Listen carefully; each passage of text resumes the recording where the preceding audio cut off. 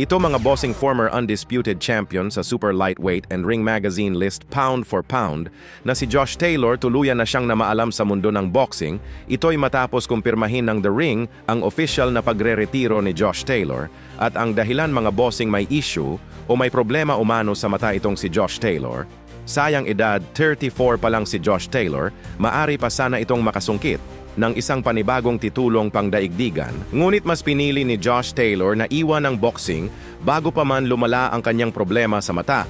So tama ang ginawa ni Josh Taylor mga bossing dahil may kasabihan nga po tayo na mahirap daw ipilit at baka dumugo. Samantala, dating nagkabanggaan sa ibabaw ng lona na sila former Unified Super Bantamweight Champion Marlon Tapales at Undisputed Super Bantamweight Champion Japanese na sina Naoya Inoue ay magkakasama na nga po ngayon ang dalawa sa bansang Japan. Kinuha ng kampo ni Naoya Inoue si Marlon Tapales bilang sparring partner upang paghandaan nila si Murodjon Akhmadaliev. Nakatakdang magsalpukan sila Inoue at Akhmadaliev sa September 14 at gaganapin po yan sa bansang Japan. Birada naman ng mga haters ni Naoya Inoue ay panibago na naman daw itong pambubudol.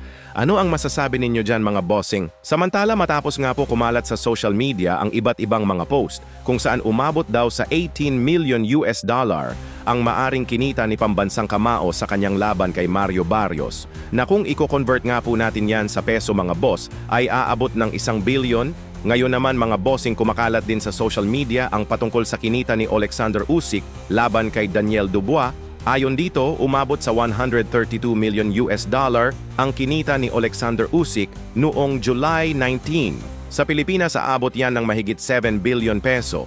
Sa ngayon mga boss, sila Alexander Usyk at Canelo Alvarez lang ang may pinakamalaking payday sa boxing. Wala pang makakatalo sa dalawa na yan pagdating sa malaking kitaan, kaya mapapasana all ka na lang talaga.